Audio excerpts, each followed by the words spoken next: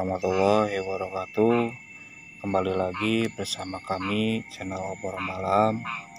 Kali ini saya akan membawakan sebuah kisah dengan judul Setan Cincin. Untuk link penulis akan kita cantumkan di deskripsi.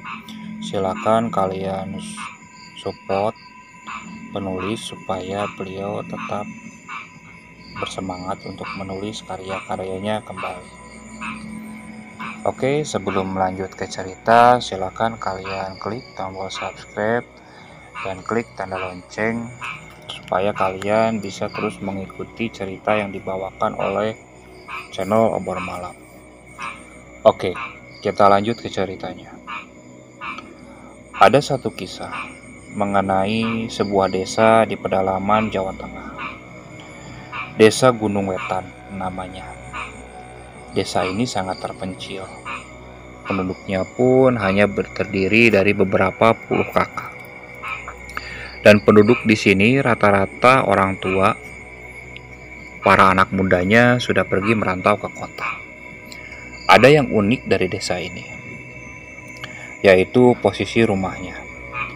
Semua rumah di desa ini dibangun dengan posisi sejajar di pinggir jalan. Jadi bisa dibayangkan, ada satu jalan besar di desa dan semua rumah dibangun di pinggir jalan itu. Jadi bentuk desa ini memanjang terus sampai ujung jalan. Jadi mirip rumah di film-film western atau cowboy Amerika. Pantang bagi penduduk desa untuk membangun di belakang rumah-rumah lainnya. Hal ini didasari oleh kepercayaan penduduk setempat yang akan segera kita bahas. Desa ini sendiri dikelilingi oleh pepohonan yang rindang. Hanya ada satu jalan yang muat satu mobil. Jadi bisa dibilang kalau tak ada jalan itu maka desa ini terisolasi di tengah hutan. Hanya jalan itu satu-satunya akses keluar masuk. Di sebelah barat berdiri gunung yang cukup terkenal di Indonesia. Tak perlu disebutkan nama gunungnya. Penduduk di sini rata-rata memiliki pekerjaan. Penduduk di sini rata-rata tak memiliki pekerjaan. Mereka hidup dari uang kiriman anak-anak mereka di kota. Jadi bisa dibilang desa ini jadi tempat pengistirahatan bagi para orang-orang tua yang sudah lanjut usia. Karena suasananya sendiri tenang dan sepi. Di desa ini juga mengalir sebuah anak sungai Begawan Solo. Di sana terkadang jadi tempat hiburan para warga untuk memancing. Dan yang paling parah adalah tak ada listrik di sini. Alkisah, ada dua orang kota yang berkunjung ke desa ini. Mereka adalah Joko dan Nanda, berusia 34 dan 27 tahun. Kedua laki-laki ini adalah seorang perwakilan dari perusahaan yang akan membangun semacam tambang batu dan pasir di sekitar desa ini. Sebenarnya, tambang tersebut sudah hampir selesai dibangun. Akan tetapi karena adanya getaran hebat akibat aktivitas tambang, banyak laporan mengenai genteng-genteng warga yang pecah, kaca pecah, dan masih banyak lagi. Jadi singkatnya, Joko dan Nanda dikirim untuk mengambil data untuk memberikan kompensasi kepada warga sekitar. Kedatangan mereka disambut baik. Salah satu orang yang dituakan di desa bernama Pak Handoko yang menyambut mereka, atau akrabnya disapa Pahan. Usianya sekitar 53 tahun. Dituakan bukan berarti karena tua dalam arti usia, melainkan dari pemikiran dan sikapnya dalam menghadapi masalah. Joko dan Nanda diberi tempat tinggal di sebuah rumah yang memang sedang kosong karena pemiliknya merantau ke kota. Mereka berdua pun dipersilakan menginap di sana beberapa hari. Singkat cerita, pengambilan data dan survei mereka berjalan lancar di hari pertama. Rata-rata dari warga mengeluh pecahnya genteng dan kaca mereka akibat getaran dari tambang beberapa hari lalu. Nanti kalau sudah mulai beroperasi, tak akan ada getaran semacam ini kan, Pak? Kemarin karena baru dibangun, kami perlu tenaga besar untuk mencari sumber daya di sekitar gunung, kata Joko menjelaskan ke beberapa warga.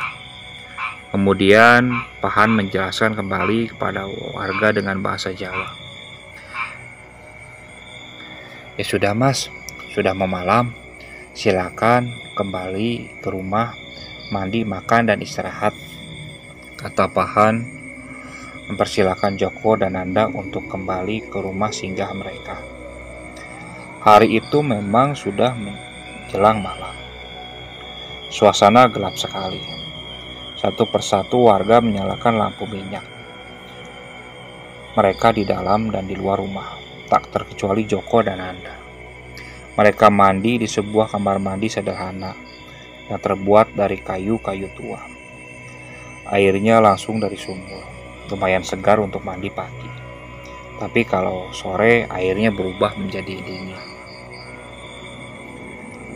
Malam harinya, Joko dan Nanda mulai menyusun laporan ke perusahaan mereka melalui tulisan tangan.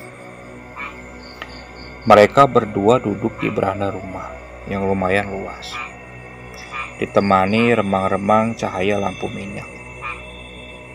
Para warga juga masih ada yang berkeliaran dan berkumpul untuk mengobrol seperti lingkungan antar tetangga pada umumnya. Jadi walaupun tak ada listrik, desa ini tidak terlalu mencekam karena para warganya sendiri lumayan aktif di malam hari. Walau saat itu jam masih menunjukkan pukul 21.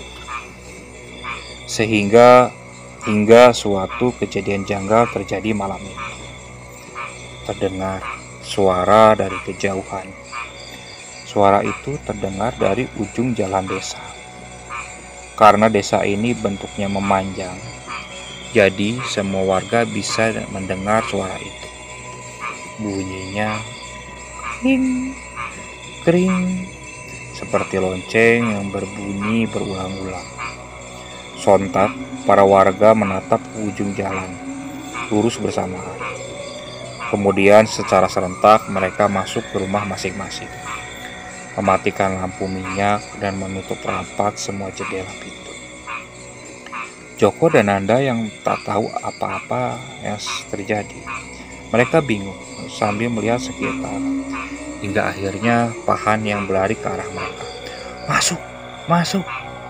ujar Pahan dengan wajah panik. Dengan cepat Joko dan Nanda masuk ke rumah, diikuti Pahan sambil mematikan semua lampu.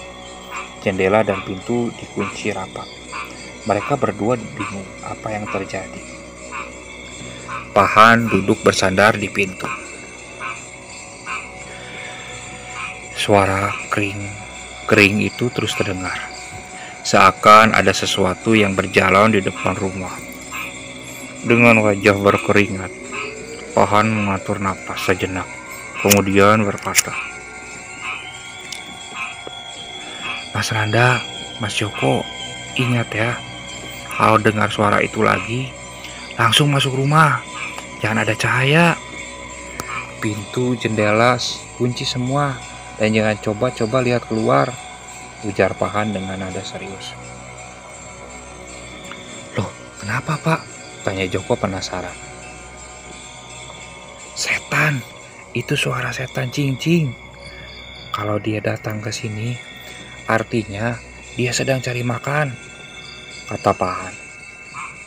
"Kalau kalian sampai ketahuan, mereka akan datang dan kalian akan jadi korban," lanjutnya. "Serius?" tanya Nanda yang semakin penasaran. Sementara suara lonceng masih terdengar jelas di luar sana. "Terus kalau ketahuan, kita dimakan gitu Pak?" tanya Nanda.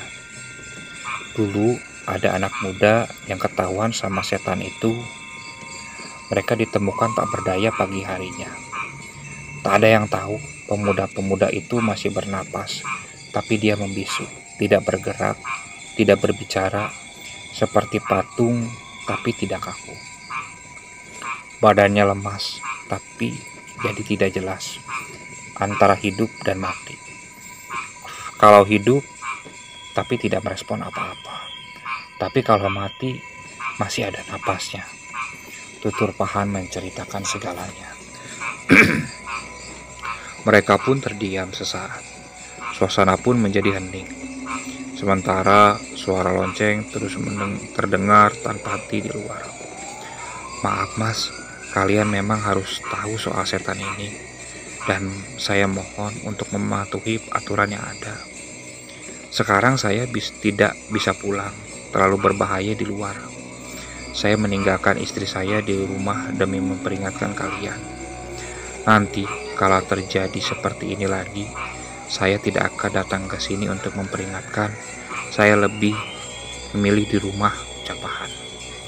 Malam itu Pahan tidur bersama mereka di rumah itu. Suara lonceng itu terus terdengar, bahkan saat mereka hendak tidur. Tak ada yang tahu makhluk apa yang sedang berkeliaran di luar sana. Tak ada yang tahu pasti bagaimana wujud asli makhluk itu. Tak ada satupun dari penduduk di sini pernah melihatnya. Karena kalau melihat, setan itu akan bertamu ke rumah mereka. Kepercayaan ini sudah ada sejak dulu. Alasan kenapa semua rumah dibangun sejajar adalah supaya suara itu terdengar ke semua rumah. Selain itu, agar si setan hanya bisa berjalan lurus dan tidak berbelok kemana-mana.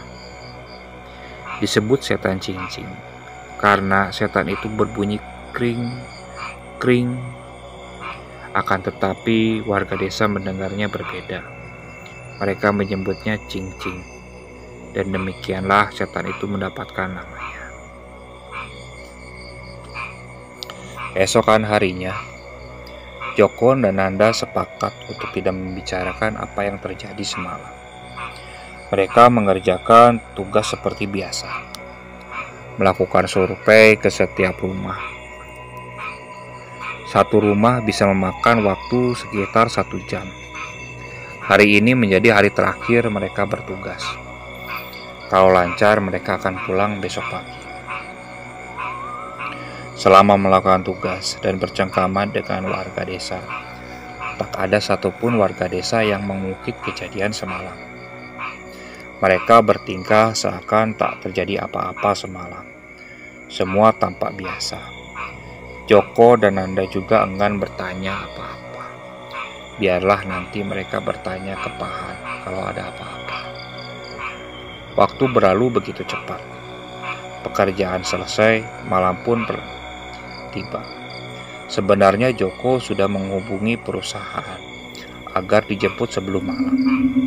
Akan tetapi pihak perusahaan hanya akan menjemput mereka esok pagi. Jadi mau tak mau mereka harus menginap 1 malam lagi. Mereka hanya terdiam di dalam rumah saat itu, mengingat kejadian kemarin malam.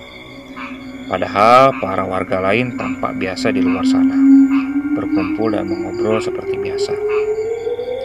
Mas Joko, kira-kira gimana bentuk setannya ya? Tanya Nanda sambil merebahkan badan di sebuah tikar yang mereka gelar di lantai. Mana aku tahu, jawab Joko. Aku penasaran loh mas. Nanti coba aku cari akal supaya bisa lihat, kata Nanda dengan wajah penasaran. Joko pun menoleh ke arah Nanda dengan wajah malas. Ya kalau bisa jangan sampai datang lagi. Awas kamu kalau macam-macam. Turuti saja kata Pahan. Ini malam terakhir kita, cari aman aja, ucap Joko menasehati. Tak lama terdengar suara di luar, seorang di luar. Orang itu seperti ketakutan berjalan ke sana kemari sambil berteriak, "Cing cing, cing cing." Suara itu mengundang Joko untuk keluar rumah. Saat sampai di luar, Joko melihat para warga serentak masuk ke rumah masing-masing dan menutup pintu rumah rapat-rapat. Suasana mendadak gelap gulita saat lampu dimatikan. Suara itu terdengar lagi. Kring, kring. Joko pun mulai mengikuti apa yang dilakukan oleh warga lainnya. Pintu ia tutup rapat, lampu minyak ia matikan. Kegelapan total melanda seluruh desa. Joko dan Nanda berbaring sambil membaca doa. Suara lonceng itu terus terdengar jelas di luar sana. Nanda yang sudah sangat penasaran pun memikirkan bagaimana cara untuk melihat sosok setan itu. Ia takut, tapi penasaran. Maka ia pun diam-diam berjalan ke arah jendela saat itu.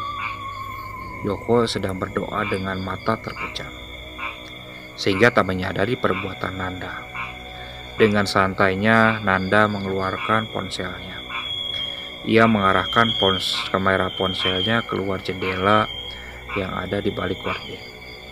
Ia sengaja merekam keluar jendela.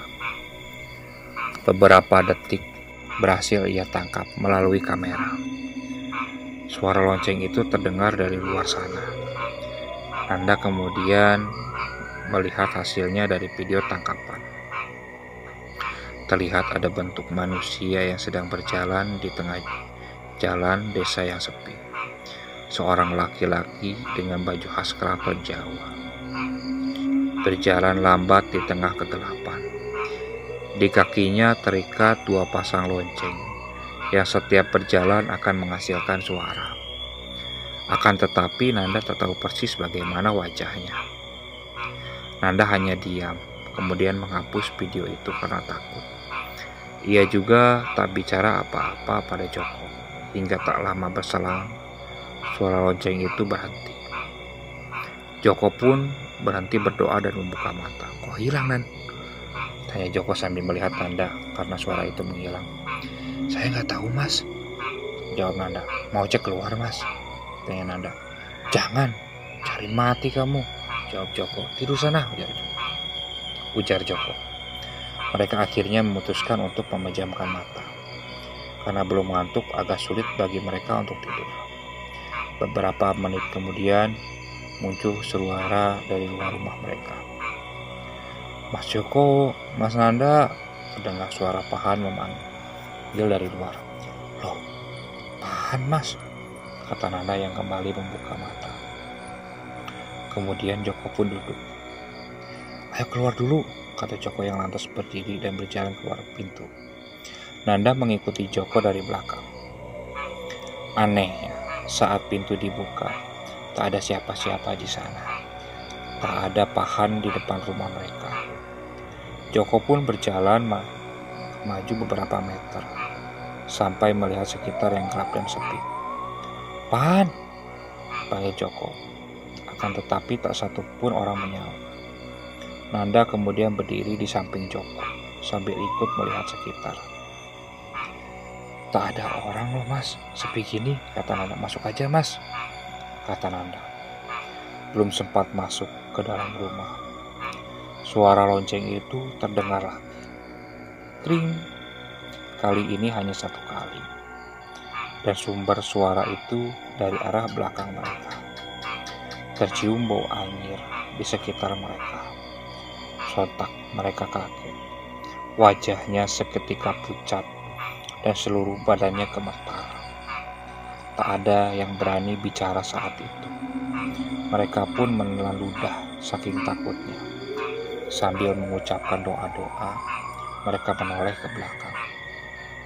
Dan saat menoleh ke belakang, mereka berhadapan dengan laki-laki berpakaian khas keraton Jawa, lengkap dengan belangkon. Wajah laki-laki itu berbentuk pada umumnya, namun hanya saja hidungnya mirip hidung babi, dan mulutnya lebar dengan lidah panjang yang menjulur ke bawah hingga leher. Kedua pasang matanya berwarna merah, menatap tajam. Kemudian sosok laki-laki itu menyeringai ke arah Joko dan Nanda. Cah bagus, konangan,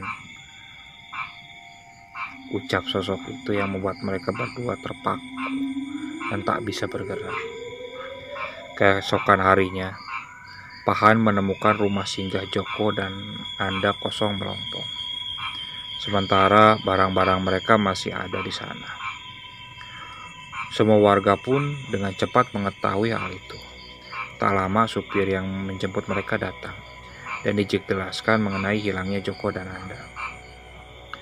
Setelah dilakukan pencarian yang melibatkan beberapa warga desa, Joko dan Nanda ditemukan tergeletak di tengah hutan. Mata mereka melotot menatap lurus ke depan. Ketika ditanya, mereka tak menjawab apa-apa.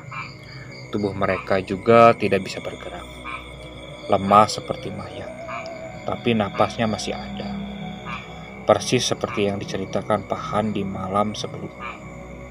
Antara hidup dan mati.